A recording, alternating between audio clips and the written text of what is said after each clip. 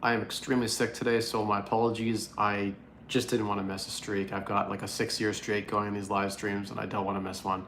But I am feeling like absolute shit right now. My head is pounding. I've been on the toilet. I've got a cold and a flu. It's probably COVID or something. My kids are, I have 3 kids, and kids get sick like 5 times a year. So I pushed myself really hard last week, and I had a couple all-nighters. We had the 24 unit closing in Sarnia. That was a big thing. I stayed up all night getting the floor plans ready, getting the scopes of work ready for the guys so we can rip through that project quick. Stayed up for the lodge. And so I pushed myself, and this is the result when you have 3 kids and they cough in your face and climb in your bed at night and they go to school. And it's like, this is why we wanted to homeschool our kids again. We were trying them in this really great Catholic school. It's awesome. They've been enjoying it. But other kids get your kids sick and then they pass it on to you, and I'm in the thick of it right now. So if you guys have any questions, we're gonna keep this stream like 10 or 15 minutes today. I'm doing my best to be here. It's taken everything that I've got. So yeah, any questions, throw them down below. Stock market, what's up with stock market this past week? NASDAQ hit all new time highs, higher than it's ever been, ever. Yeah, I think the QQQ is 433 almost today, which again, like no news, market goes up. Bullish news, market goes up. Bad news, market's fucking just stays flat or goes up again. I don't know why, makes no sense. The NASDAQ, like the QQQ that I follow, the ETF that tracks the NASDAQ, since its low, a little over a year ago, has moved 70% up. The entire index, 70%. Names like NVIDIA up like 400%. Meta up like 400% since my stream 13, 14 months ago. It's like last December at 90 bucks a share, now closing out like $500 a share. What the fuck? Like, makes no sense. We're in like a clown reality where we just print money and even the money supply isn't even going crazy right now. I don't understand why everything is so bullish when real estate's fucked. Almost all small businesses are fucked. Look at the Russell 2000, it's horrible. Like businesses are being gutted, but the Magnificent Seven, double valuation, triple valuation. Everyone's saying AI is going to change the world immediately. It feels a lot like the dot-com bubble when the NASDAQ went 100% up in 1999. It rose 100% before inevitably crashing. But be careful if you own tech stocks. I would be hedging right now. I don't know if I have the balls to short, but I would be hedging. There's a lot of downside risk and not a lot of upside left. I mean, when you move 70-something% in a year, you're due for a little correction, right? So anyway, let's switch to what's been going on. Rates still haven't fallen. The higher for longer narrative has actually played out to be true. Those bulls that I followed on social media who are in 2022, like by 2023, spring, guarantee rates will be back to 3%. They'll never go to 7 or 8%. It'll never happen. Market's pricing in, guaranteed by 2024, January 1st, we will be 100% back to 3%. Then those bulls said, oh, it's okay. It's going to for sure happen. Like March meeting, for sure, 100%. Like that hasn't happened. Rates are still high. Nothing has come down. Higher for longer, played out. That forecast was 100% right. What's weird is that the market priced it in, but then stocks went up like 100%. It makes no fucking sense at all. It isn't pricing properly. It's irregular. Real estate, on the other hand, has been on a downtrend, at least in my local market, significantly. So let's talk about the real estate market. What has happened? So in the real estate space, and just look at consumer debt too, right? We understand real estate, you understand people's spending patterns, you understand where the financial consumer is, or where the consumer is financially. Sorry, forgive me, I have this massive headache and I'm trying my best. Like I just took like a bunch of propolis and a bunch of medication and I'm loaded up on vitamin C and echinacea and everything else, and I'm trying my best here, guys, to give you my best. It's gonna be 50% for today. I might have to end this early if I have to go blow chunks, so I'm trying to hold it in, but okay. Where was I talking? Real estate. Local real estate, understanding consumer trends. Rents are coming down. For the first time in a long time, rents are actually starting to be a little squishy, especially in my local markets. And that's mostly driven by the fact that Canada and India kind of had a little bit of a falling out, and the number of international immigrants to our college and universities in some of the local towns enrollment has dropped significantly. Like I heard like a third drop in enrollment of students. So student rentals are a challenge right now locally because again, there's not as much demand as there was. So that's going to push prices down a little bit. Also, you're seeing the fact that like rents have been astronomically out of control for like a 10-year run. We've seen rent, like when I started investing in real estate in 2012 to now, you used to be able to rent a 1-bedroom apartment for $500-600 a month. It's now $1,700 for that same apartment today. So rent has tripled in 10 years in my market. In most markets that I follow, rent has at least doubled or tripled. So if you run the annual on that, we're looking at like a 7 to 10% growth rate on rent. Your core inflation is almost double digit for like a decade straight. And it's been really bad the last few years. I don't know how they measure. They somehow measure and say inflation's, trending to like almost 3% close to target. It is still elevated from where it should be. Realistically, to the target the Fed has set and the Bank of Canada has set is a 2% average rate. So when we have several years where it's 5 or 6%, we need years where it's zero or negative to average at that 2%. If that's actually their goal, it's not actually their goal. They're just full of shit and they want inflation because inflation leads to tax. It grows tax revenues. It helps them steal more of your assets because if they inflate the asset and the asset has no more buying power, then they get to tax that inflation. They take a percentage of your assets without you having any more buying power. In fact, you have less buying power because they tax the shit out of the inflation. So it's in their best interest, I say they, the government, to run nice large deficits and then let them run inflation run a little bit. Not too crazy. You got to keep expectations anchored, but on the high side is good for that, which is why, again, why we like real estate and we like businesses that involve leverage. Leverage is good. When you can go borrow from the bank at prime, and prime will fall eventually. My forecast is still by the end of this year, we will start to see falling. 2025 is going to be a great year for real estate. I think we're going to see a lot of the pain that we saw in the last 2 years erased. I think that there is some real good bullishness there's a really good number of supports for a bull case scenario. Now there is still possible next, this December, we see some bear case retesting of what we saw this past winter. The bottom of the market was November, December. It's been on an uptrend since. I still think we're going to grow at an annualized 20% between now and end of May here in my local market. That's what we've been seeing is about 2% a month growth in the price of real estate. And that's normal. Seasonal adjust, if you adjust seasonally, you get a 10% rip in seasonality alone from December to May, November, December to, the springtime rush because no one wants to move in the winter. Houses don't look good here. They're full of snow. There's issues like that. So, so my real estate forecast, to answer your question I saw down below, is extremely bullish in the short term. I'm very bullish on real estate in the short term. It's part of why I'm continuing to hold a few of my cottage projects. Like I have some right now that are barely booking. Like my lodge is doing really well. We'll get $1,000 a night all summer long. I'll be bringing 30 grand a month in. But some of my other cottages are not getting booked at all right now.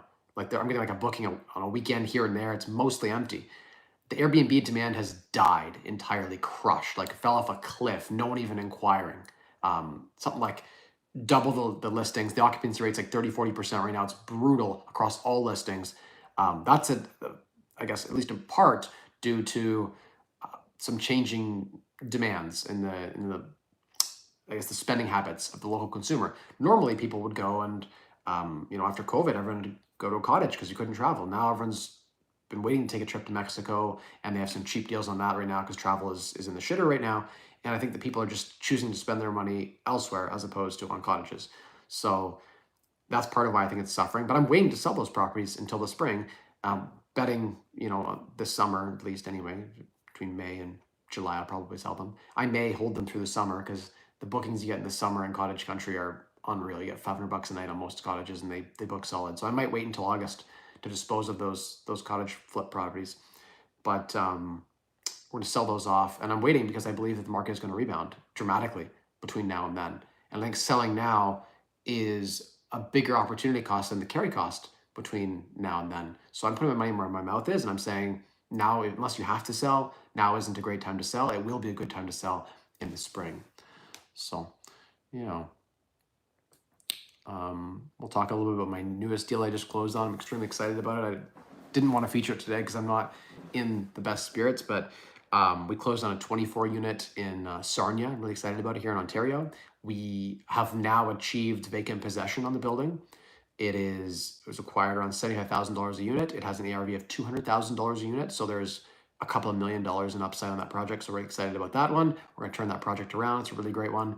I'm really thankful that I have my brother at the helm of that project as an equity partner, and it helps to take the pressure off me. They're there crushing it right now, and I'm here sick, and I'm thankful that the project is moving forward in a top speed. So really excited about that deal. If I could bang out 10 more of those deals, like just 10 deals like that would put me at 250 units in Ontario. That'd be a nice, comfortable place where I could hire a solid property manager, solid staffer, solid assistant, and I can really systematize this business. The challenge I have right now is I'm in a place where Um, I don't enjoy the flipping as much. And the challenge with the flipping is when you go through high interest rate environments like we're in now, it's hard, really, really hard to maximize margins. And some of the deals I was doing, I was making like 20 or 30 grand. And I'm like, I wipe my ass with 30 grand. Like literally my stock account moves 50 to 100 grand a day and I don't fucking feel it. So for me to take the effort on of negotiating a deal, writing an agreement, purchase and sale, going back and forth and back and forth and back and forth, this may sound pretentious or like pious or something, but like I'm just at a point where like 30 grand isn't even worth my effort. So that's where I lost the desire to flip the small stuff. You go through a lot of effort. Like I bring a JV partner on, do a lot of the work. We split the profit, make 50 grand. That's 25 grand each. It's not even worth it. It doesn't even move the needle for me. It's just a lot of hassle. So I'm looking for bigger deals. I want to take on some big deals, build a nice portfolio, and then I'm going to retire for a bit. I'm going to Florida. I'm excited for Florida again. We have a couple of motel projects there that we're doing. So those will be exciting to check in on those and ensure the staff is doing well and get systems in place and really onboard those properties. So we're excited about those projects. We just acquired like 75 units in a couple of months. That's some people's entire portfolio, right? So we're on an aggressive warpath right now for acquisitions, and if I really wanted to push it, I could buy 250 units the next year, but I think we're gonna do it slowly, build the systems, do things right, wait for the right deals to come around, not chasing a deal that doesn't make sense. So we're definitely very cautious about our numbers, making sure that we're buying very smart. Like I want to be buying, if market value is here, I want to be buying, 30, 40% below market. So I have a huge amount of margin if something ever happens, and just to make sure it's worth time. Time is just something that lately I've been extremely cognizant of. Like, how much time do I have left with my girls? Is reading a stat like you spend 95% of the time with your kids between 0 and 18. My daughter's 8. One of my daughters is 8 years old. It's like, have I almost spent half of the time I'm going to spend with her already? Like that to me is like putting it in perspective for me.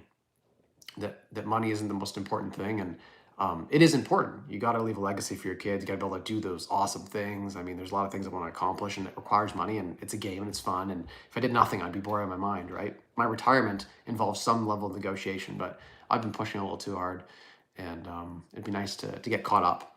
So, darn school system getting me sick though. These kids bringing home all these nasty flu bugs and COVID and everything else. It's just one chime I'll have of being a dad of 3 young kids. Like I have kids in kindergarten and stuff, and they're just, wiping their noses, and some kid comes up and coughs in their face, and you can't help it. What do? Like isolate your kids? Do you wear a friggin' face shield mask and not let your kids sleep with you? Like my kids crawl into bed with me most nights, and they end up coughing on my face. It shit happens. Like part of being a good parent, I think, at least to a certain extent, involves that face-to-face time. That is just part of it. I find that if I can get a good 8 or 9 hours sleep, and I can exercise, and I can keep my stress low, I don't push myself too hard, I can fight off pretty much any bug. But when I push like I have been to get a few of these projects wrapped up, and I'm under a lot of stress, like also just like my stock portfolio is another thing that I'm going to wrap up. I'm just tired of that bullshit. Like whether I'm having a good day or a bad day, it's a waste of time. And I just, I can't beat the market. And I've accepted the fact that I don't think I can beat the market. And I don't think there's anyone out there over a long period of time who can. And if you do over a short period of time, you should cash out and buy the market. And I don't mean the NASDAQ, because I think the NASDAQ's overvalued, but I think buying a collection of all of the indexes around the whole world would be prudent and wise. And, maybe you have some tech exposure, nothing wrong with some tech exposure, but if you're going to go buy tech shares, go and, buy some puts or sell some covered calls on it, at least to protect against your downside. If shit really collapses, you want to make sure that you've got protection for those black swans. We just had a white swan event. A white swan is like 75% rip on the NASDAQ. That is rare. Every couple decades, you get a crazy bull year like we've had, and it comes out of left field.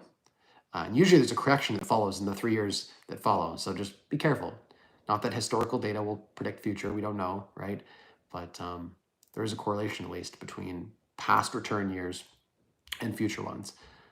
Unlike when you roll a dice or when you flip a coin or you go to the casino, each independent trial when you're gambling is independent, meaning whatever happened in the last flip doesn't affect the next flip. What happens yesterday in the stock market does affect tomorrow. In fact, previous prices on publicly traded companies are actually correlated on what happened before. So past information is important to the extent that when you're trying to value companies or value real estate or value businesses, past historical data and market sentiment around that does actually have some weighting. And so the stock market, if you're good at what you do, which requires a ton of effort and energy, you can develop an alpha and an edge. I just don't put the time in to develop that. I have that edge in real estate, and I should just focus on that. So that's my my goal. Okay, next question was Tristan's. Would you buy or sell crypto or ETH right now? I see a lot of people bullish on Bitcoin. I have some holdings that I will hold for a long time. I did dump, a good portion of my crypto holdings a while back and put it into real estate. And in hindsight, the last year, as an example, Bitcoin is up 120, over 100%, triple digit growth in the last year. I don't think real estate's performed that well. So it's lucky that I outperformed the real estate indexes. But yeah, I mean, that has been not wise, I guess, in hindsight. But in hindsight, everything, looks great. I think a balanced portfolio is important because none of us have a crystal ball, right? So it's good to have a little bit of every asset class and not be all in on one thing. Hey, Ethan, how you doing? Good to see you, brother. Grinder says, hey, Mike, hope you're well. Would you pay down debt first or invest with it?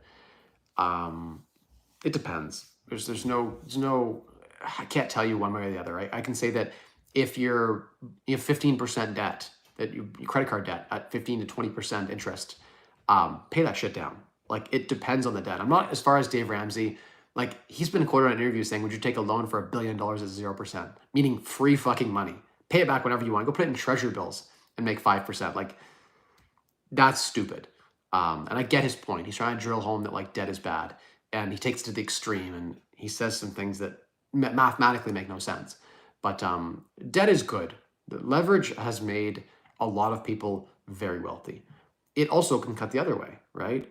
If you use leverage wrong to buy bad assets that depreciate in value, it amplifies your losses too. So be careful with debt. If you can go get if you have like a 10% debt you're paying down, where can you get a 10% tax-free, risk-free return? I mean, that's not bad. So it depends on the debt. If it's cheap debt, I wouldn't pay it down. Depends what the debt's for, right? If you're borrowing debt to buy a car or something, that's not wise because cars depreciate in value and they produce no cash flow unless you're using them as a business or something. If you're using that car to work or something, then I can see the argument for debt against a car because the car is generating income. But Randy says, hey, Mike, would you take a low appreciation area with cash flow over a break-even cash flow but higher appreciation? Thanks. It's hard to say what is a higher appreciation area, right? Sometimes really quality properties in great areas, despite having low cap rates and lower cash flow yield, maybe even break even, do outperform. And that's because most investors, when looking at, like, if you compare an A-class asset in real estate to a D-class asset in real estate, D-class being like East London, like in my area, being East End of town, think of like a rougher, druggy kind of lower socioeconomic status, lower income. Lower income tenants bring a lot of drama with them. And so even if the cash flow is higher, what comes with that is a whole bunch of micromanagement. They'll call you about, their boyfriend who left and beat them, and it's horrible. There's always a sad story, but it consumes so much energy. And I find that those tenants, they want to project that on you. Like, that's why they can't pay rent this month, or that's why this happened at the house, or there's a big hole in the wall because their boyfriend kicked in the door and now their daughter can't sleep and they need you to come repair the door ASAP, or they got bed bugs. And bed bugs, I've never once in my entire life had a rodent or a bug issue in one of my wealthier properties. Good quality tenants are embarrassed. If they bring back bed bugs, they don't get them because they go to the Marriott and you have a lot lower prevalence when you stay at a really high quality place when you bring back bed bugs. But the poor tend to stay with friends who also have bed bugs. And the reason that it's spread and you get bed bugs and roaches and all those kinds of rodents and bugs and stuff is, as an example, is one example of a cost item that's extremely large that I find the C and D class properties. It's oftentimes 10% or 20% of net operating income is just in maintaining rodent issues and bug issues. And you'll spray for it and you'll remove them, and then a new tenant will bring them in and they'll infest the whole building. And you can't stop it because some of these tenants live with other tenants who have bad landlords. And if one of their friends has a landlord who doesn't care about keeping the bug issue at bay, they go sit on their friend's couch, they come back, your building's infested again. Boom, $10,000, $5,000, right? So the lower income tenants, what you'll find is that they don't have the money to deal with the problems. And the rich tenants do. They keep their places immaculate and they call in pest control themselves and take care of the issue because they're embarrassed. If they brought in bugs, they would deal with it. right? They wouldn't bug the landlord in most cases. So I will say there's something to be said about quality real estate, to your point, and a quality tenant profile. You can buy crappy real estate in mediocre areas and get a really good quality tenant, in which case, like, that's a good quality property. But if you have shitbag tenants, you're gonna have shitbag problems. And there's a lot of drama that goes along with that. I've owned tons of those shitty properties. And I will tell you without a doubt, I will never own properties like that again. Whenever I buy buildings, I buy vacant possession. If you can't give me vacant possession, I don't want it. Unless I have a clear path to getting vacant possession. I don't want to inherit any tenants. It's always a problem when you inherit tenants. If you inherit like 10 tenants in a building, guarantee you one of them is bad. A bad apple that will leave the faucet running just to fuck you. A communist that hates capitalism, just wants to see you burn.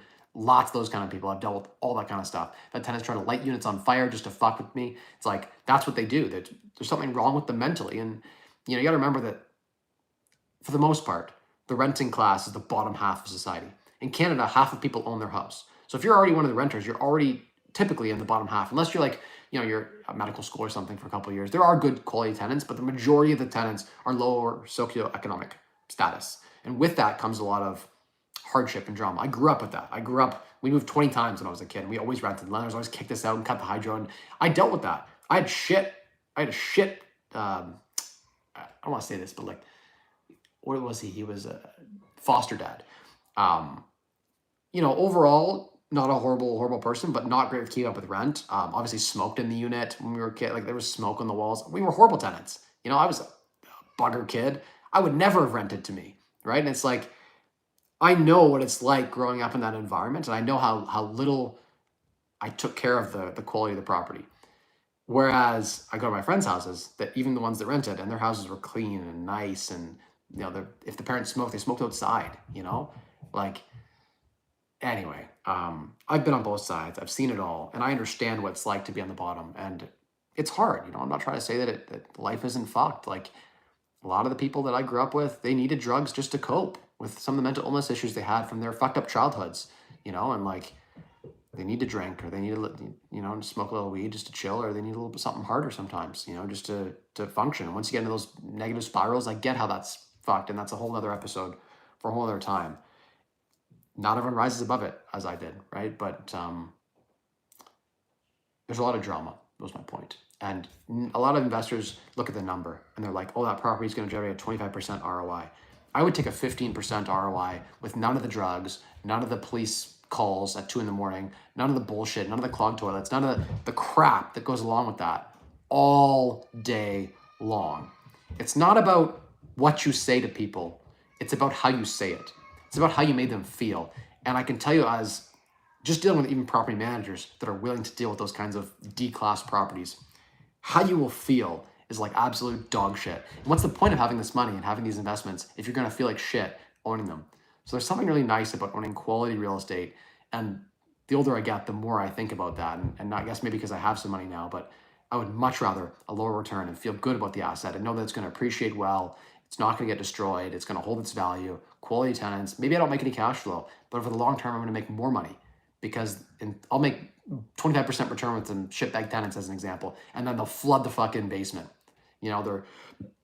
Their partner's going to get in trouble and something's going to happen. They're going to bang a pipe, it's going to leak, and they're not going to call me for 2 days. Or they're going to catch it on fire. Or the unit's going to be completely destroyed. Or I have to spend 25 grand to redo the unit when I finally get them out and a new tenant in, right? Whereas the other tenant, you walk in, their place looks exactly the same. Sometimes better. They painted some walls sometimes with your permission, and it looks better than it did before. So that's just experience talking and sharing with you guys, because I've owned tons of properties, both good and bad areas. Baker says, I see a minute here a second. Come on, Mike. I got another 5 minutes in me. Let's do this. What does one do if they don't have high income, but they own a property with no mortgage? Is it going to a private lender the most viable option? So I guess the question is this, like, you have to understand why you own the real estate. And for me, leverage is a big component of understanding why I own real estate. Owning real estate in cash doesn't make a lot of sense because your return is like 5 to 10% without leverage. You need leverage to crank up your returns. So why don't you go commercial, Baker, as an example? Buy a 6-plex or a 10-plex or something bigger or a commercial building of some sort, and now you can get financing whenever you want. There is no limit on commercial financing. You can buy as many as you want. And even single family houses, there are lenders out there who just do commercial financing on it. Typically it's 70% loan to value, but they don't care about your personal income. They care about the building. Can the building create cash flow and can it service? And they'll give you a loan. So go the commercial route, 100% Baker. To answer your question, I'd say you definitely need to use leverage. It's really important. And if you come back to me at the counterpoint, which is, I get this sometimes, is, oh, well, I can't put leverage on because the property doesn't cash flow if I put a mortgage on it. And I'm like, if a bank mortgage doesn't cash flow, sell the property. Why are you holding stuff that's going to be strongly cash flow negative? Doesn't make sense. Viv says, how are you managing to find properties for low prices? You said recently you closed on a house for $90,000. Wondering what your secret was. Can't find anything under 200. Well, sometimes it's just being quick on the MLS. You'll see something pop up for 200. Maybe you offer them 160 and they'll take it. Sometimes it's wholesalers, assignment sales, a lot of that kind of stuff pops up. But I don't buy that kind of, I'm trying not to buy that kind of stuff anymore. I want to buy the bigger deals with the same margins. And the way you get the same margins is understanding the market cold and seeing something that someone else didn't see. As an example, on this 24 unit we just bought, it's sat on the market for 8 months. I negotiated $800,000 off the asking price. I took a third of the value. Most people will see the listing, it's a commercial listing, and think, oh, well, it's not worth that price. It's a piece of shit. I'm like, well, how can I make this deal work? Well, I've got to get vacant possession. If we get all the units out, all of a sudden it's worth a lot more money. Oh, I got seller financing on it, 2.99% seller finance on it. Balloon mortgage. So I pay nothing to them for 13 months, and I paid at the end one lump sum, 3% interest. Now the deal's sexy. Now I walk into a deal with seller financing, took a huge discount off the list price. Now the deal makes sense. So it's all about, like, I can't tell you how many people probably pass on that deal, and I'll make millions on that one deal as an example over the time that I'll own it, right? So it's like, it's the way in which you look at the deal. And many will look at the same deal and not see the opportunity that I see. And they won't see that there's certain things, maybe I'm going to do something different with units. Maybe I'll refresh all the units in a way that now I can get way more rent. Maybe I see a potential to develop, which I do on this property. I'm going to be building as well with the adjacent parcel of land that came with it. Some people don't see that angle, right? They don't see the same angles I do. And it's all about creativity, I guess I'd say, is like the way you look at a deal. Not everyone sees things from the same perspective. Another one we did in Florida, a lot of people didn't see this, but it's like we had 2 hotels on either side of the street that came together as a package, and they're already severed. I could literally sell them separately if I wanted to. And it's like no one was thinking about that. No one looked at the parcel registry and was like, oh shit, this is actually 2 already severed motels that are worth much more separated.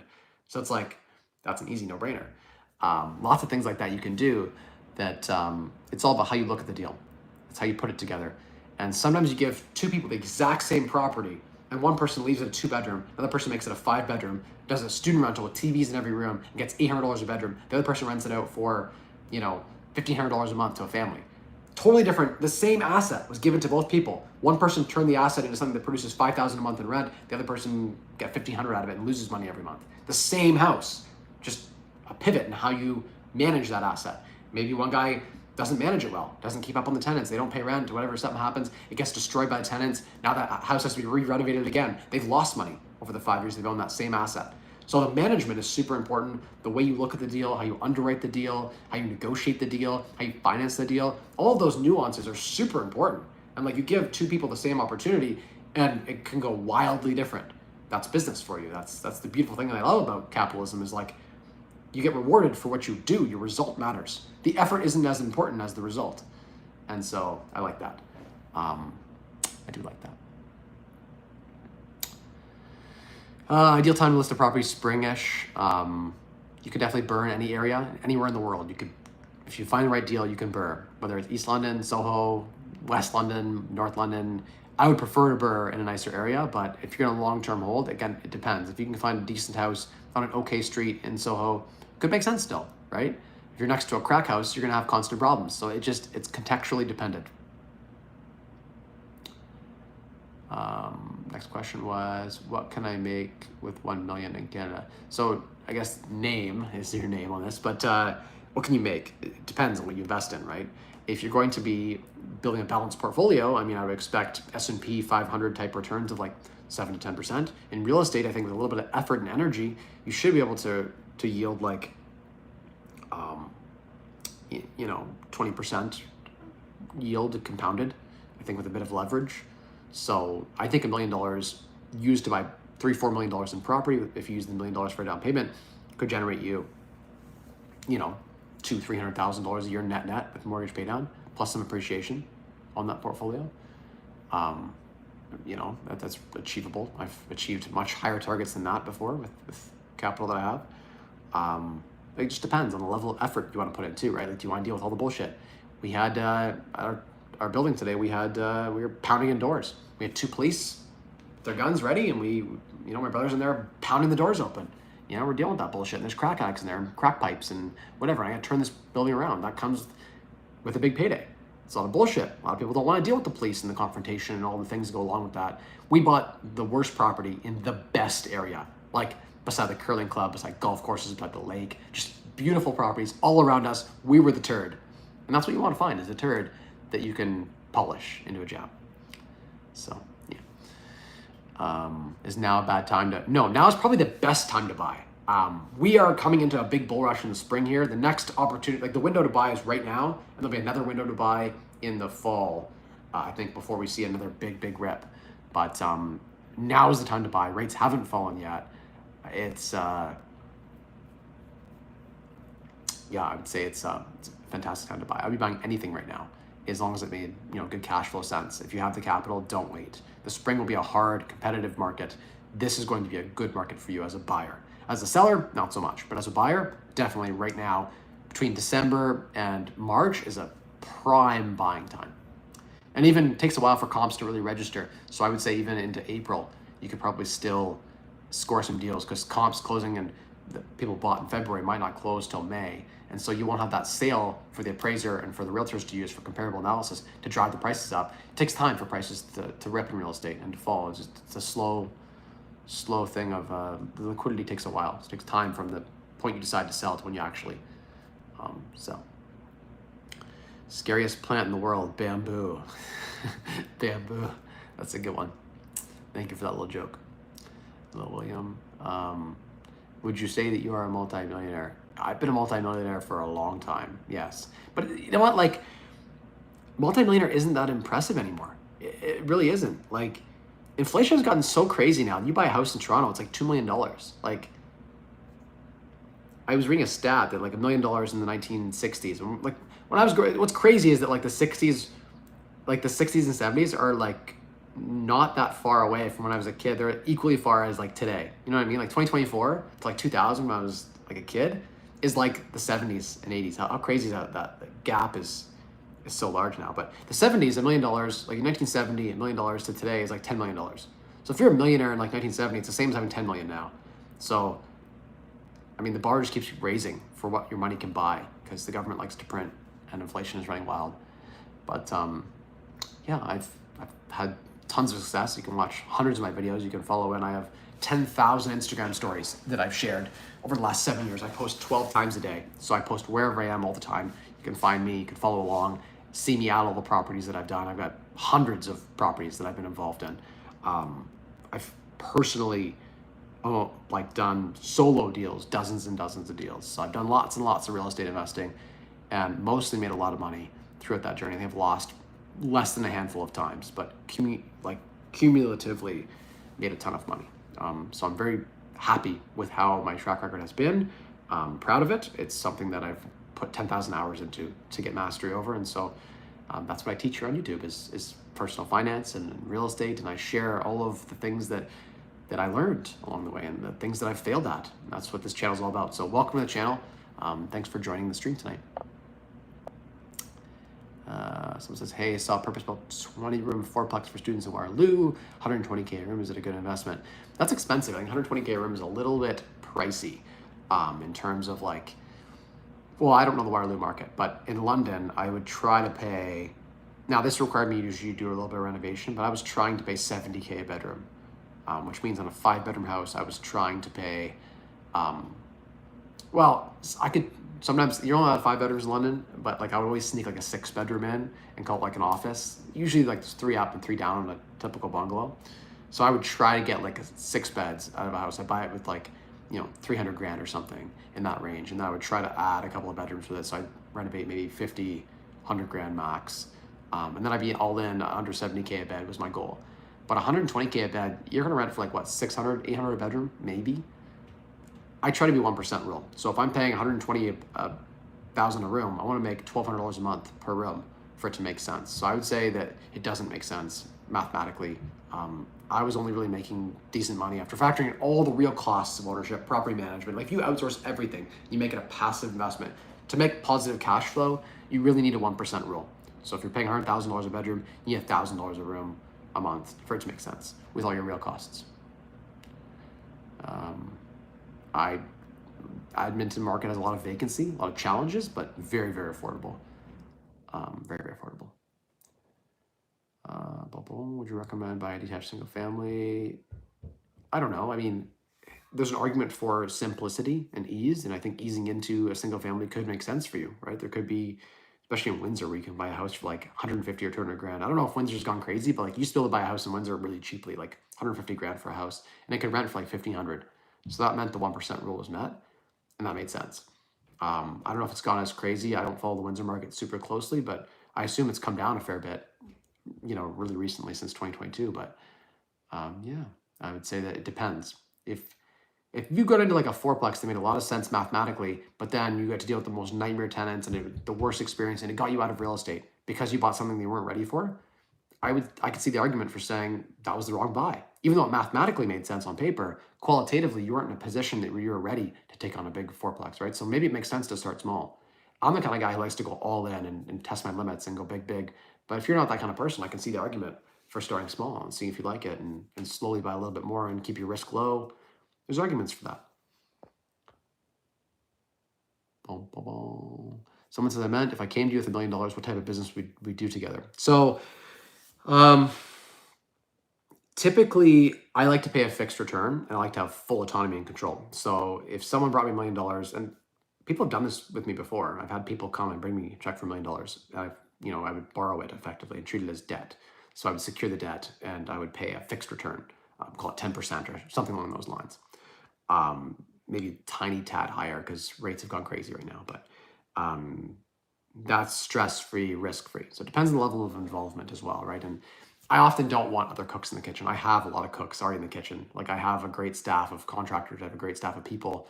And, if I brought in an active partner, it might be a challenge, right? If trying to have egos and stuff like that in the room. So typically what I do is pay a fixed return, but you can get out there and get you could do it as an equity too. So I could fix the debt and depending on project performance could be 10 to 20% return based on a project, right? So that's another option too, which I've done once before. And the nice thing about that is the way it's a floating rate of return, like an equity style, your maximum tax rate is 25%. Capital gains are 50% tax-free. So whatever your marginal tax rate is, half of the capital gain is completely tax-free. So capital gain is the best way to make money. And so there's some really great tax advantages to structuring it as equity, even if you secure it, but structuring it as equity.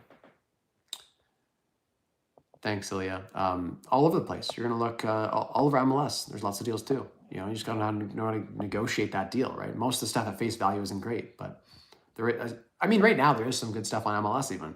If you know where you're looking, there's a lot of good deals on MLS right now. It's just pretty depressed out there. It's hard to sell.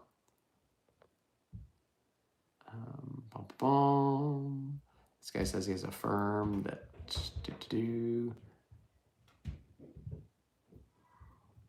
Cool. Yeah, I'd be happy to chat. Rosehart Capital at gmail.com. ROSCHART Capital at gmail.com is my email if you want to shoot me an email. And I get a lot of emails, so if it gets lost, just follow up again.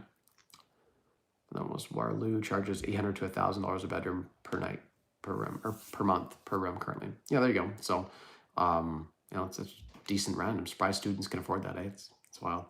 Yeah, then I'd want to pay $80,000 to $100,000 a room for it to make sense. All right. Oh, how much is the insurance? We don't have basic coverages.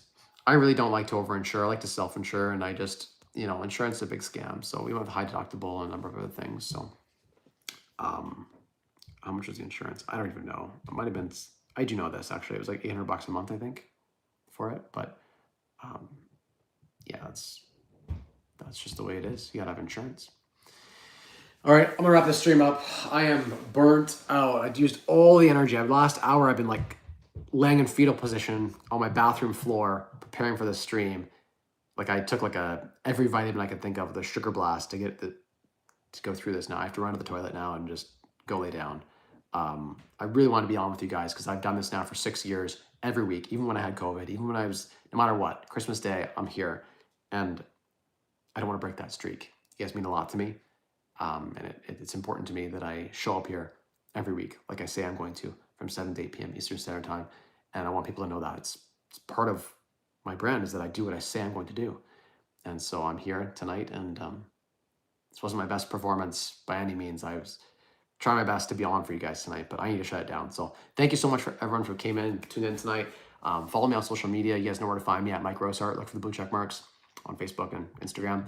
And as always, the secret to unlocking wealth through you is 3 levers: control your financial future, spend less, earn more, and maximize returns and difference. Thanks, guys. Appreciate you so much. And I'll give you guys more updates next week. Have a good night.